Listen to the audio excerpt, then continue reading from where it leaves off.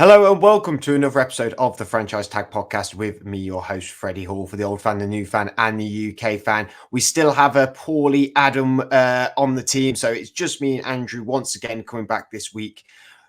Going down different directions today, though, not talking about really NFL, talking about the games, even though what a wild weekend. I mean, the Steelers-Ravens game was awesome. The Bengals-Chargers game had everything. It was such a good game. I was so impressed by that game.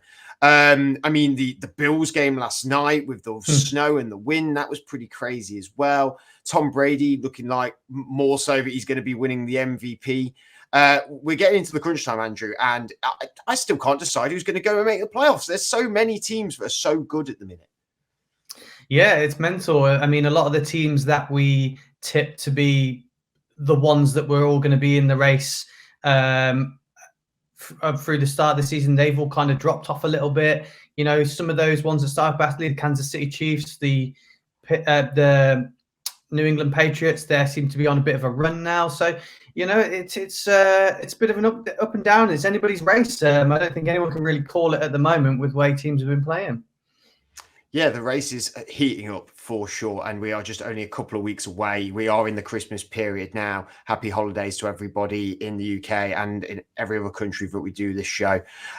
So yeah, it's getting into crunch time. We've only got a couple of weeks left of the season. Then we get into the playoffs, which is mega fun, and then of course the Super Bowl, which will be an amazing event as well. But we're going to talk about an event that isn't happening until 2022 because recently, well, just the other day, Kayvon Thibodeaux, the defensive end for Oregon, has declared that he will be entering the 2022 NFL draft. And given that information, we thought we would look towards the 2022 NFL draft. Obviously, around that time, we're going to be doing loads about it. We're going to be talking about the players. We're going to do the mock drafts like we did last year. We had so much fun doing the franchise tag alternative mock draft, which is pretty much us firing positions at Andrew and telling them to pick players for teams. And it can be a bit wild and it can be up and down. And we get a load of heat for it, which we love because it's a complete fantasy draft and everyone does fantasy mock drafts and everything like that. But ours is like, just has a different edge to it. And people get real heated about it, which is so much fun because we have like players dropping so far down and we love it because people just get so upset and it's just ridiculous really because it is just a bit of fun. Of course, the draft 28th of April 2022. Get it in your calendars now, book it off work now because you might as well because it goes on tonight. It's a few days. That is going to be taking place in Las Vegas, of course. So I'm sure there'll be the glitz and glamour of Las Vegas surrounding the NFL draft as well. Kayvon Thibodeaux, probably a name that a lot of you are now getting very familiar with. He's been dubbed as maybe the number one pick. However, maybe within our conversation today, that might not be the case. I've seen mock drafts where he is not the number one pick. So we're going to look at players that maybe are going to be landing in that top 5 range, players that Andrew really likes coming into this draft. We're going to talk about some of the quarterbacks because it is not entirely strong quarterback draft. However, there may be some diamonds in the rough that could be picked by teams. But yeah, Kayvon Thibodeaux, Pac-12 Freshman Offensive Player of the Year in 2019, a first-team All-Pac-12 2020 player as well, and is on a rampage still this year. 12 tackles for loss, 7 sacks, 2 forced fumbles.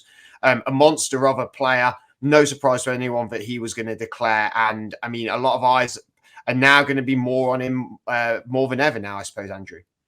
Yeah, I mean, before the season started, he was the guy that most people had as the top edge rusher, and potentially with that position being such an impactful position going into the NFL, possibly going to be the first pick of the draft.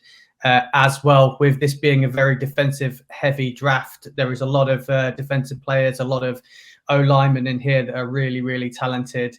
So the offensive side of the ball for this draft isn't as the quality as we would want it to be.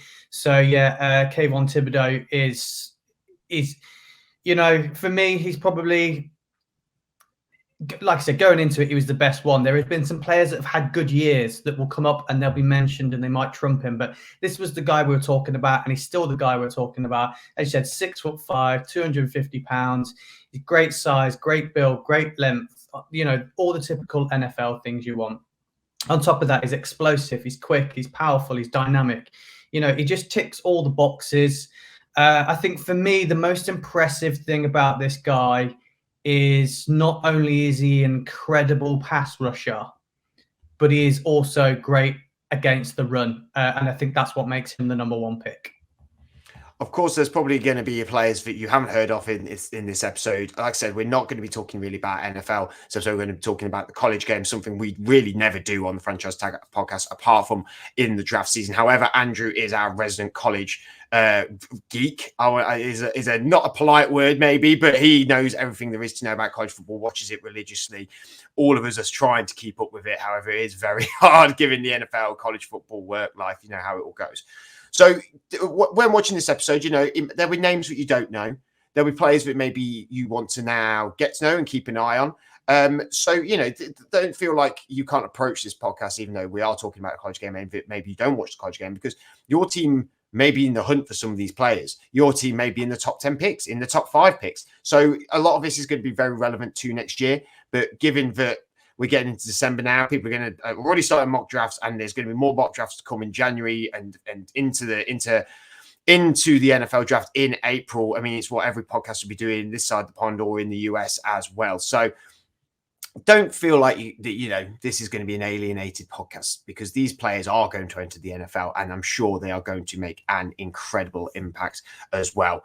We're going to go a lot of places in this podcast, I'm sure. I'm just racking up the questions that I gave you earlier because I've completely forgotten all of them. So Kayvon Thibodeaux is one player that we are excited. Everyone is excited to see coming into the NFL.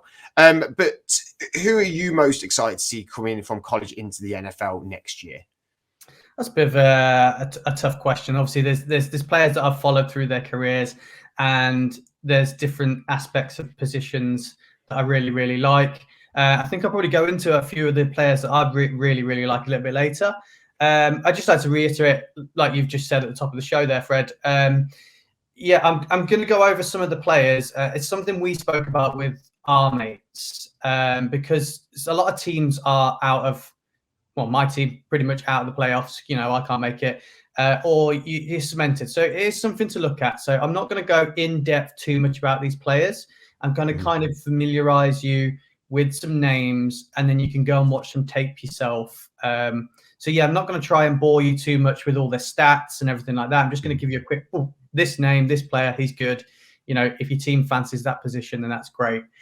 And more so who my favorite player is. I think best thing to probably talk about is the top 4 people to watch out for, I think, in this draft. I think that'd probably be a bit more interesting for the guys rather than my personal opinion of who I want to watch, because he might not go till about the third round, who knows. So a player I really, really want to talk about is a name that prior to the show we spoke about, and that is Aiden Hutchinson from Michigan, out of the Big Ten.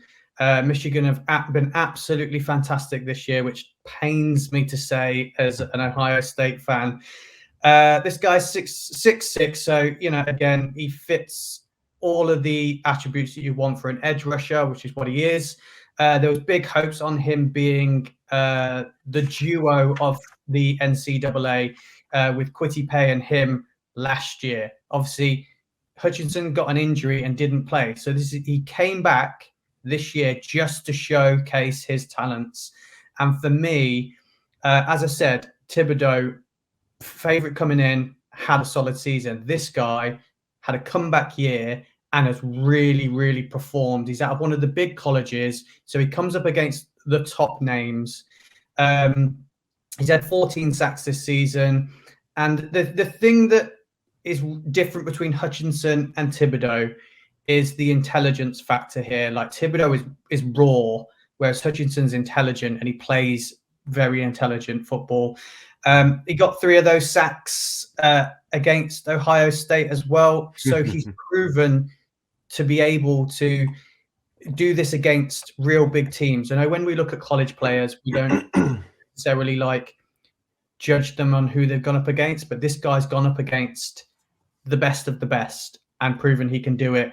I'm really, really excited by this guy, just for the sheer fact he has had such a great season. And if anybody is interested in NCAA, then he will be featured in the college playoffs. So if it's not too late to go and watch him and support him, he's out of Michigan. So yeah, he's a guy I'm really excited about. There's going to be lots of talks prior to the draft that he could be the number 1 pick, I think. Well, Michigan known for their defensive players. I mean, I remember Michigan Wolverines I've sort of inherited as my team. I admittedly have not watched them as much as I should have done. However, I've been keeping, look at the scores. I know who Aiden Hutchinson is. I've seen him play. He's a real talent. And yeah, I've seen a lot of mock drafts right now getting him at number one. Like I said, Michigan known for their defensive stars. Quitty Pay coming out of there last year. My favorite player of the Steelers, Devin Bush, being a Michigan player. Rashawn Gary, a Michigan guy who has a slow start at the Green Bay Packers, but is now really coming to his own this year. Has looked really fantastic this year. I feel like with Michigan, when you have them in the trenches, guys, you've got a winner. You're not going to. I know in the broad aspect of it, you can hit or miss on every NFL draft player, but Michigan defensive line players, that's an NFL coach going, well, this guy's going to be a hit no matter what. Yeah. This guy with the right coach, he can't go wrong. As I said, the intelligence factor is here with this guy. He has the ability to learn NFL straight away. So I've got no doubts. That's why this guy's stock is going to rise. Thibodeaux, raw talent. This guy knows. So, it depends what you want, whether you want the freak athlete or the really intelligent guy. This guy just hasn't got the athleticism that Thibodeaux's got. That's the only difference. But, stats prove they both play for big teams. They're both good. He's going to be a hit. Another guy that I want to talk about, I'm just going to briefly, quickly blast through some of the top prospects. This guy's cornerback. It is Derek Stingley Jr. from LSU, plays out of the SEC. The SEC is like the top one to watch if you're watching college football. The best of the best teams are in there. Anybody in there can be in the championship game. Now, the reason I want to talk about this player, because he's had a good year, but he's not had a great year, but no one at LSU's had a good year, bar Kayvon Thibodeaux. But this guy was the best team on LSU in 2019. And Fred, the 2019 LSU team was the championship team that people tout as being one of the best college teams for a season there's ever been.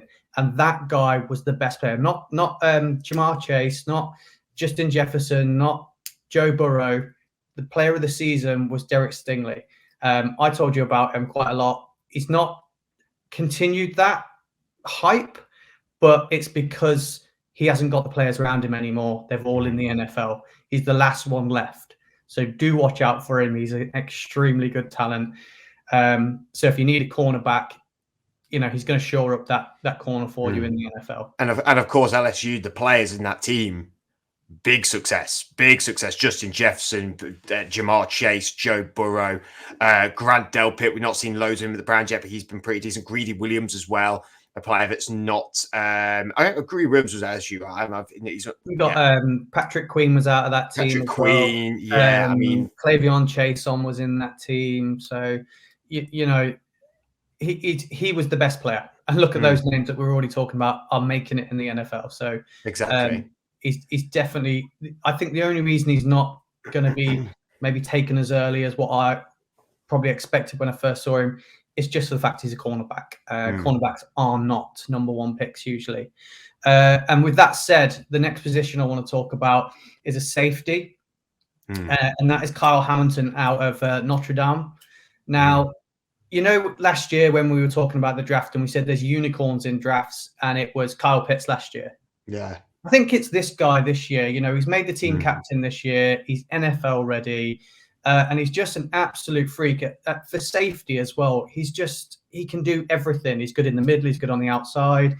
He's got great size, great range. And if anybody wants to just see how talented this guy is, if they just go onto Twitter or YouTube or something like that and type in Kyle Hamilton versus FSU, you'll see him make an interception where he's on one side of the field and he intercepts the ball on the other side of the field. Wow. He's just an exceptional talent. Like I say, NFL ready as well. He's going to fit in straight in day one in a team. I think out of the defensive players, he's probably the unicorn of this. He can just do everything.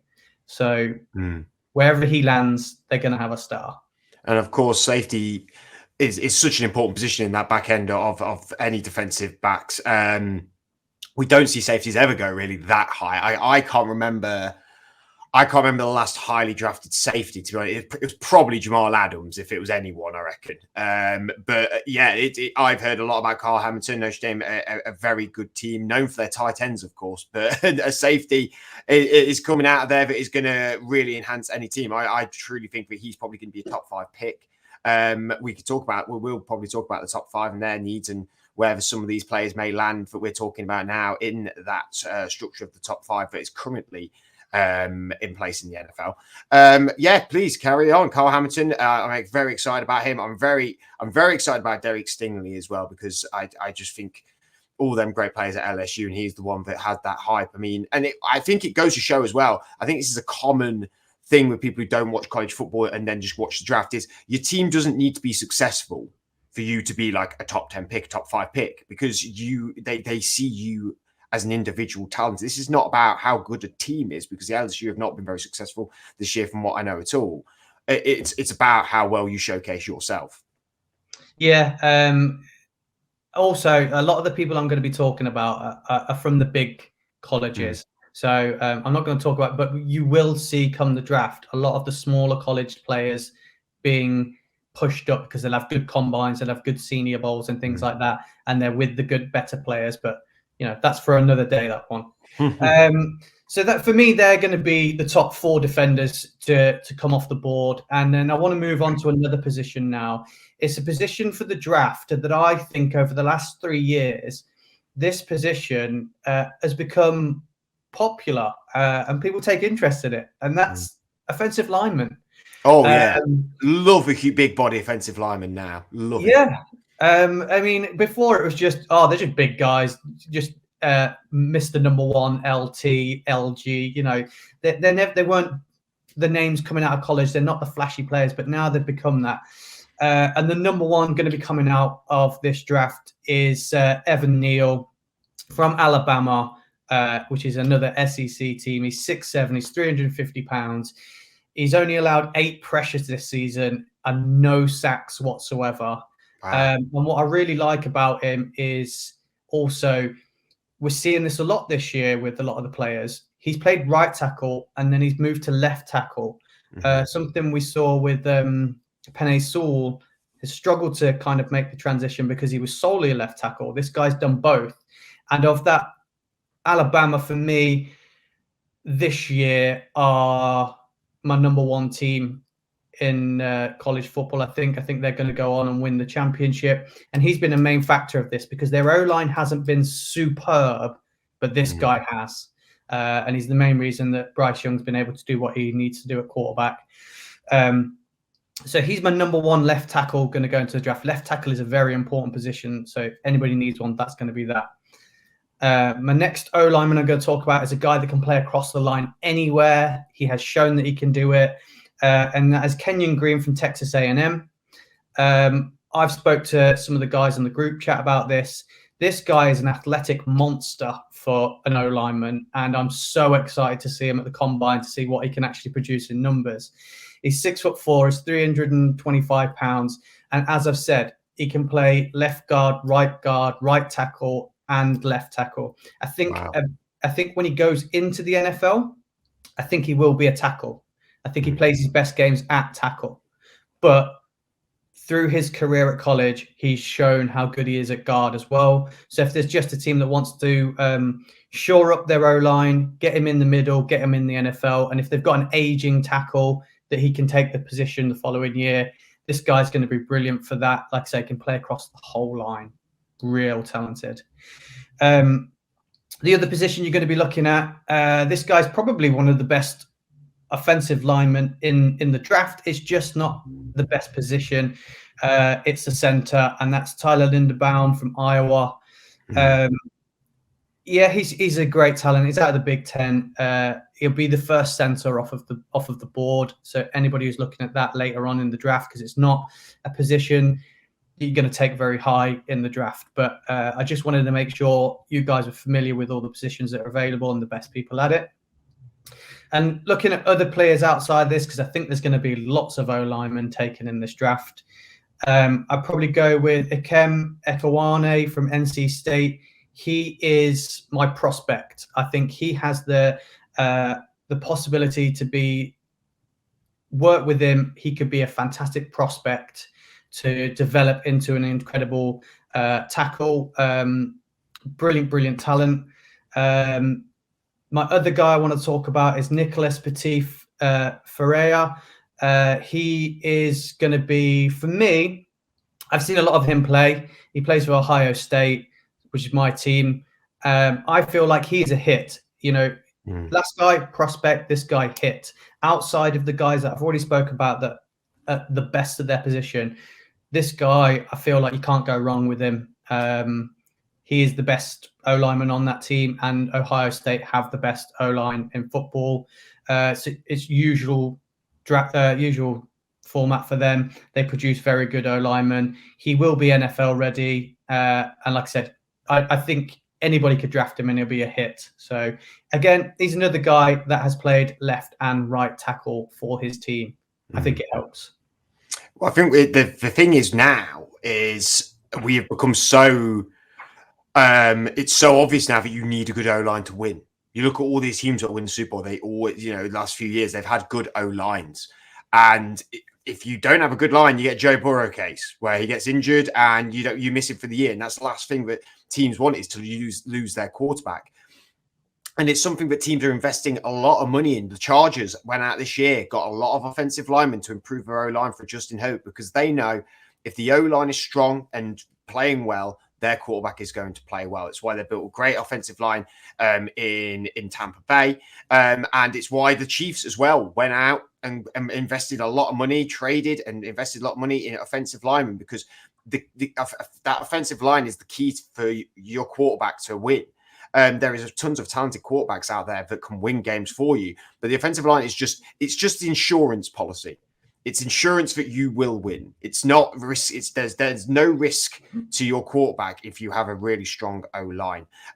Something that the Steelers were lacking in the offseason. And but then also as well, we talk about these top talent players. Those are players that have now coming through. I was very, very upset about our offensive line in the start of the year, and yet we've had some players really come through. Green, the center, has played really well. And it is, you can find these great players with them, and because they've been now getting drafted so highly, we're following their story. Jedrick Wills playing some fantastic football with the Cleveland Browns. Tristan Wirfs, another high one from a couple of years ago at Tampa Bay, playing some really, really great football. But then we also, because they're getting drafted high, we look at players that maybe aren't doing so. Alex Leatherwood has not really, for me, performed that well for the Raiders this year. However, he's trended a bit upwards in the last few weeks. It is such an important position, and as NFL fans, as we get more educated to watching the game, we realise that it is a detrimental position to have, especially that left tackle spot. Yeah, that's it. That's all for the defensive and O-linemen. I think it's time to talk about the more exciting positions that will make a difference. It's entirely up to you. I think you're probably going to want to leave the quarterbacks till last. You want to go wide receivers or running backs next? Let's go with wide receivers.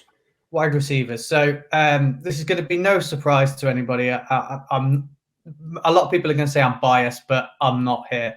I'm just going to talk about my top 3 wide receivers going into this draft class, and someone that I want to talk about as well extra.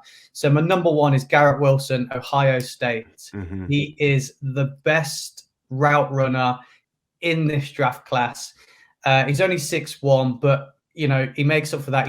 He had a few drops in the first early games of the season, but then after that, he's literally dropped nothing. I think he's had 4 drops after the first 2 games. He is incredible. If anything, I'd say for people who aren't familiar with him, he is Jalen Waddle 2.0. He's better than Jalen Waddle. So what you're seeing Jalen Waddle do in the NFL now, this guy can do it better.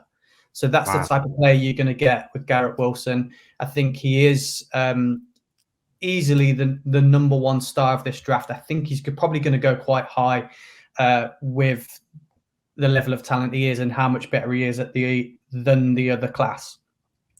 So next on the list, again, it's Chris Olave from Ohio State. I said to you guys that before the season started, Ohio State have the best wide receiver core in college football this year. It is extremely talented. This guy I thought could compete with Wilson to be wide receiver 1. I really liked Olave, really liked him. He was probably my favorite one of the two before the season started.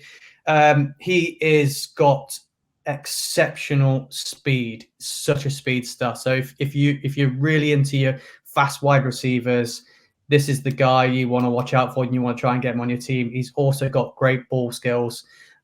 He's your deep threat down the field, whereas Wilson's your guy going to be running all the routes across the field and catching those shorter passes. So yeah, my next one is Jameson Williams, which I've got a little bit of a backstory for you. He's currently plays for Alabama. He spent his first two and a half years at Ohio State. There's a running theme here. But like I said, I'm not being biased here. These guys are the best of the draft class. Now, this guy, again, he's going to compete. I wouldn't mind seeing these two in the combine going up against. He's going to compete with Chris Olave for who is the fastest in this draft. He's got great speed. And what I really like about him is he's got great start-stop speed. So I think that's really important. It's not just downfield bursting and beating people. He can stop, start, beat people. He gets the most separation. And he's going to be another one of those guys. He's playing in the playoffs. They've got another wide receiver called John Mechie. He was the guy that I thought was going to be their number one receiver this year.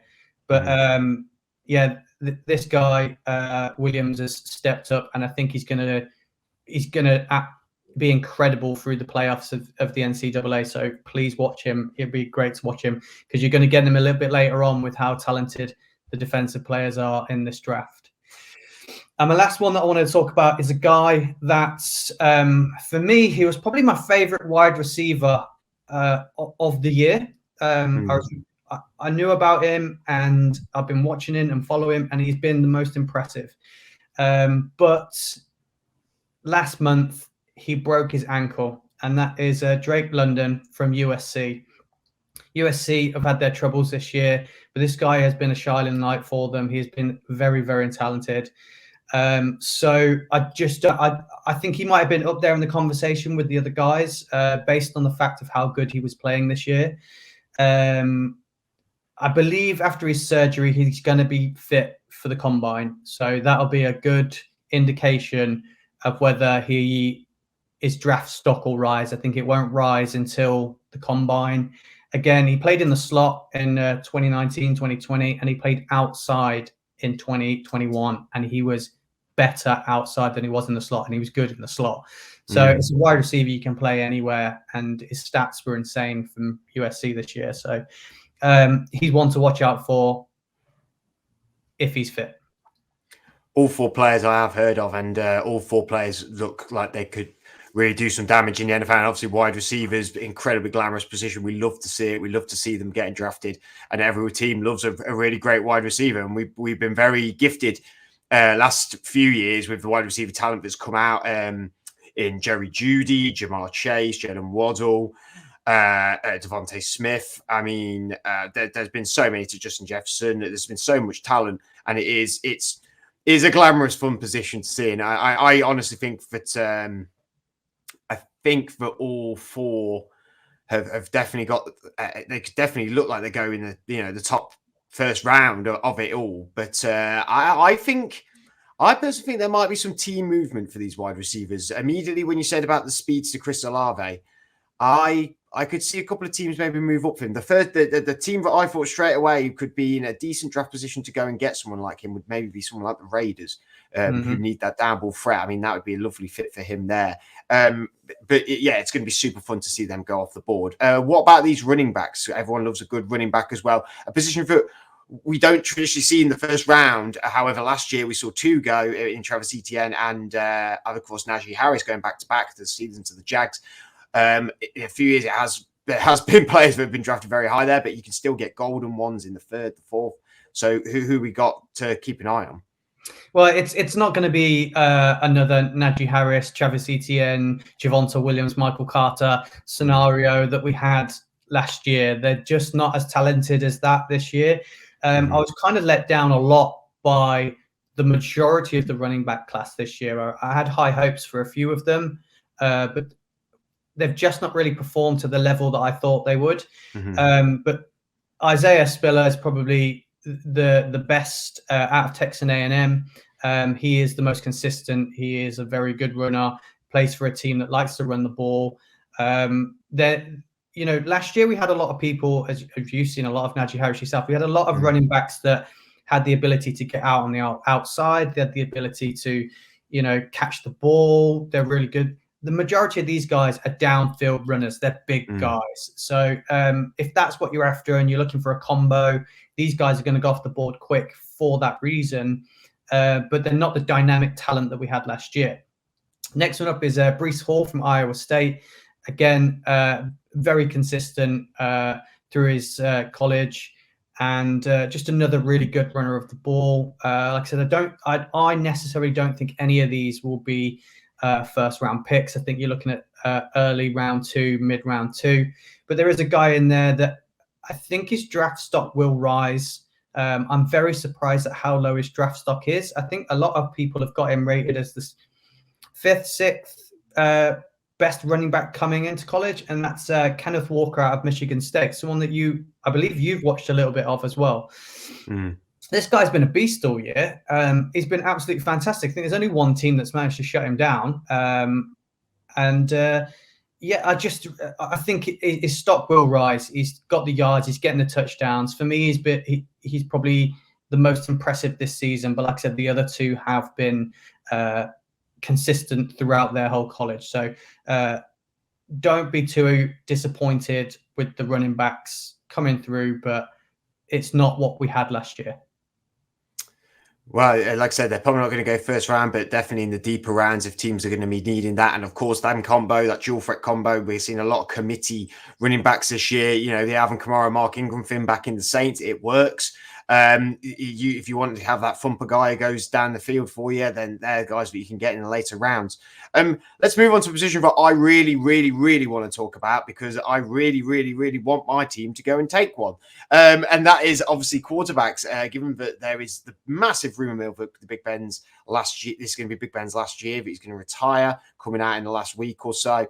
I know a lot more names than I thought when I was writing some of these names down. I was like, I feel like I've heard of a lot of these. And also, but I also know that there was high hopes for a lot of quarterbacks before the season started.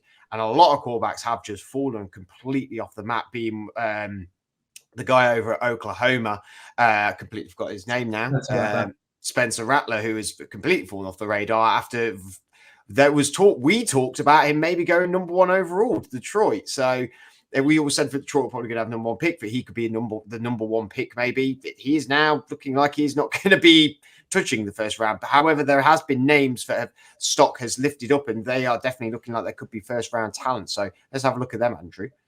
Yeah, I'm not sure really what happened with the 2022 draft class. I spoke to you guys before the season started. I spoke a little bit on the podcast when we were talking about the 2021 draft class.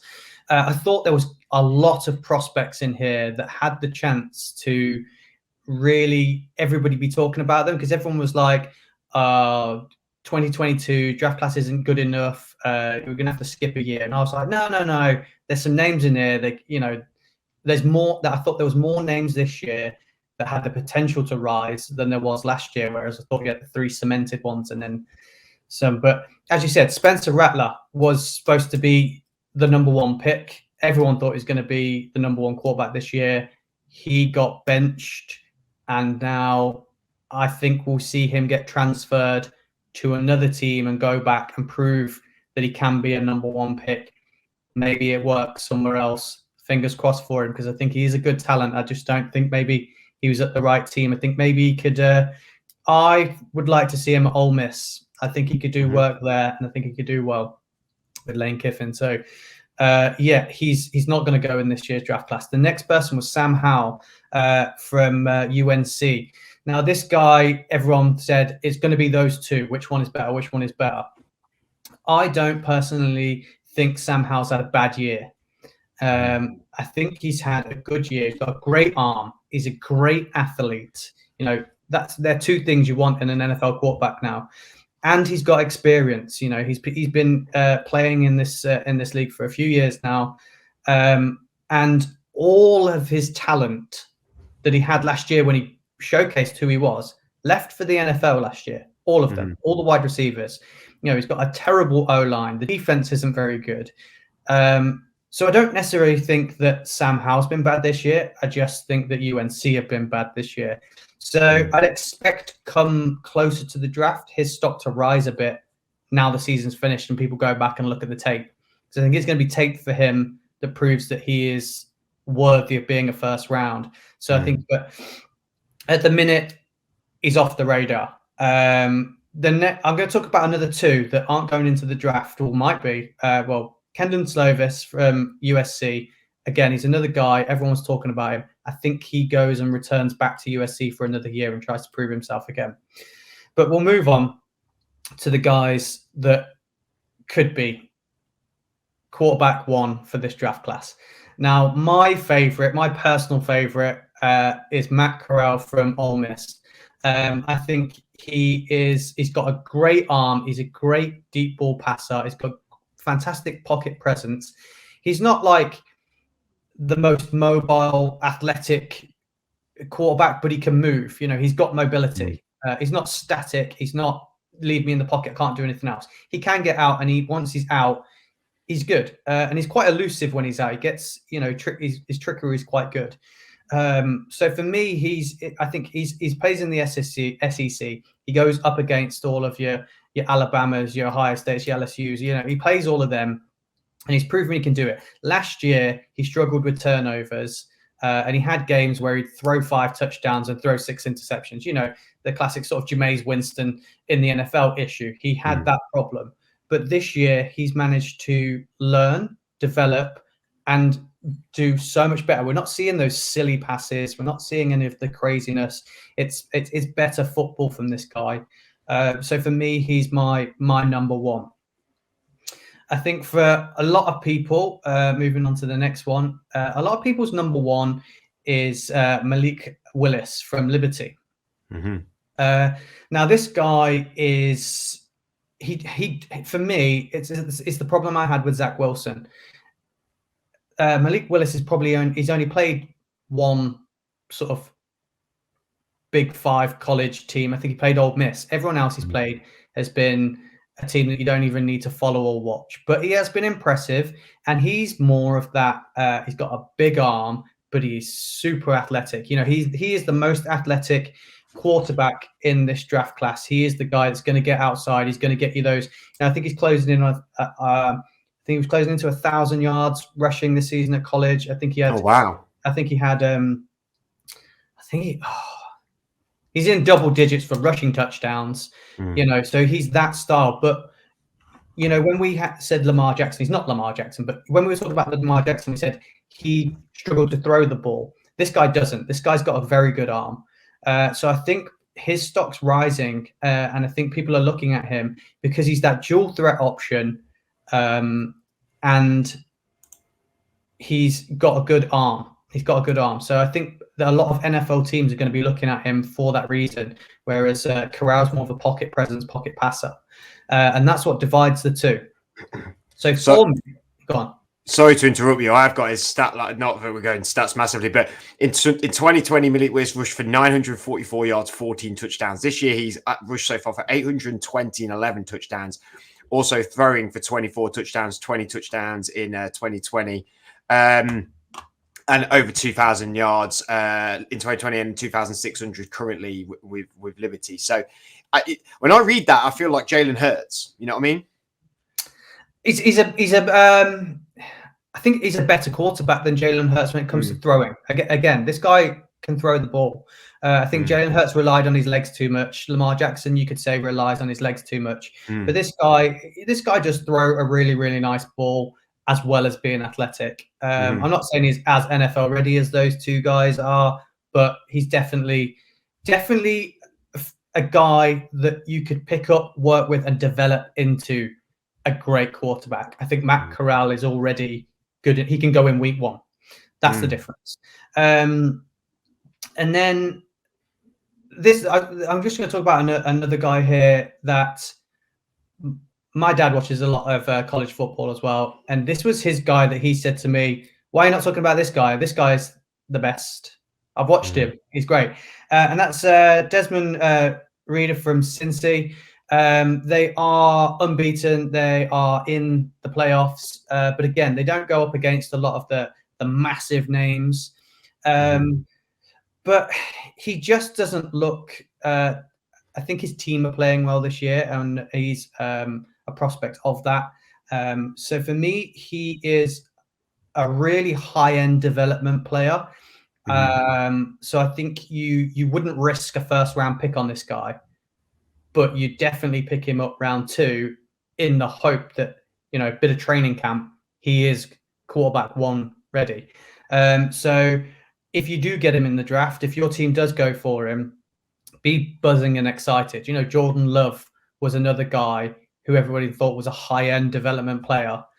This guy's probably, got more development, higher ceiling. That's the word I'm looking for, than him. So he's just not quite there yet for me, despite having a great season. And then the other guy that everybody's talking about, and I'm not sure why, is just cropped up out of nowhere, is Kenny Pickett from Pitt. I was literally going to ask you about that if we didn't talk about him, because it's a name that I hadn't seen. And then I sort of looked at a mock draft earlier and he went number 2. And I was like, wow, I didn't know who this guy is. And he's out of Pittsburgh Uni from what I see. And yes, tell me all about him. I haven't watched a lot of him. I'm not going to lie. Okay. I need to go back and watch the tape now. He's becoming a name. They've had a nice season. He looks like he's having a nice season from what I can tell, from what I've seen, from a few little highlights. And he looks to be getting the job done. But I don't really see a lot more other than that from him. I'm not sure whether he'll just be, if he goes into the NFL, I think he's probably going to be an exceptional backup, or if he gets his chance, he might be able to. I just don't see him in the same category as Corral and Willis, really, or Howe. So for me, I'd say that your 2 front runners are Corral and Willis. You got Sam Howell sort of like going, "Hey, have you forgot about me? Might bully his way in there." And Kenny Pickett's behind them. I think just kind of going like, check me out. I've had a good year. I can do it. So I think we'll need to see. I think Malik Willis is going to play in the Senior Bowl. I don't think Kenny Pickett plays in the Senior Bowl, but it'd be interesting to see these players. So yeah, I need to go back and watch more and see what everybody's seeing with this guy, because I base these projections on these players today based on what I've seen and watched. So once all the season's finished and I've got time, I'll go back and watch tape of players that play for smaller schools. So I can really see and drill down into what they did, because I don't want to watch some of the poorer teams. I didn't watch any of Coastal Carolina, but their quarterback McCoy did really, really well. So I need to go, but he threw for loads of yards and loads of touchdowns, but I'm just not interested in watching them. So I will go back and watch more of Pickett. And next time we talk about him, I'll have a better understanding of why people think he could be quarterback 1.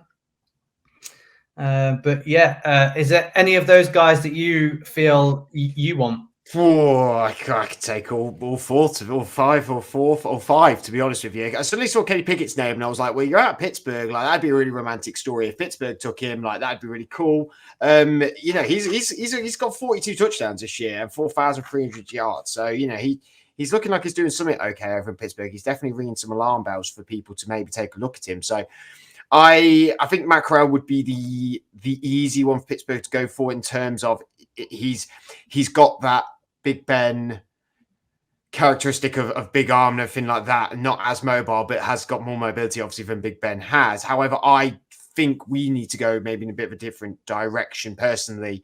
I'm not sure who I particularly want, but Sam Howell seems like a nice idea as well. Desmond Ridder, Malik Willis, all top quarterbacks, and I'd be happy to take maybe one of them. That's for sure.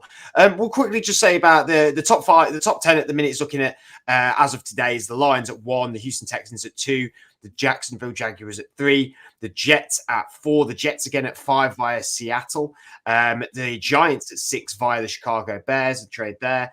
They've got the 7th pick as well, back-to-back picks for the Jets, back-to-back picks for the Giants at number 7. Number 8 is the Atlanta Falcons. Number 9, the Carolina Panthers. The Minnesota Vikings, number 10 at the minute. The players we have talked about, that they are looking like they may be going, some of them for sure are going to be definitely looking like they're going to go in this top 10. As of today, I mean, these numbers and these positions can change. So it's going to be a really exciting draft. I would love to see some of these back-to-back picks. If the Jets keep them picks there, if the Giants keep them picks there, I'd really love to see that. I'm sure we will be talking a lot more about the NFL draft into 2022, and we'll be keeping an eye on the NFL draft order as well. But until then, thank you for joining us. Thank you for all your college knowledge, Andrew, which is just spectacular every time. You watch so much of it, and it's really great that you're on the team and you know so much about it, and you get to educate myself and all the listeners as well. I really thank you for bringing all that to the table. Very welcome, and love talking about college ball. It's an exciting part of NFL, I think. Yeah, definitely. You should go out and check out college football for sure. It's a lot of it is on YouTube, so really accessible, really easy to watch. But that is us for this week. Thank you for joining us. If you are into betting, into NFL betting, Adam does put videos up when he is well and better again. I'm sure he'll be putting them up. But why don't you check out Star Sports Betting? They are our affiliates. Make sure you check them out on our social media for all the best NFL odds this season. If you subscribe to them or join with them, make sure you put the F tag in the comments so that we've sent you there. We really appreciate that. So yeah, go check them out, Star Sports Betting, for all your NFL betting needs this year. And again, thank you. We will be back this week with the NFL Fantasy Show and the Sunday Preview Show. Apologies, we did not do a Sunday Preview Show this weekend. I quite simply forgot. I've been working very hard in hospitality through December. As you well know, it is a crazy time of year. Again, happy holidays, and we shall see you all next week.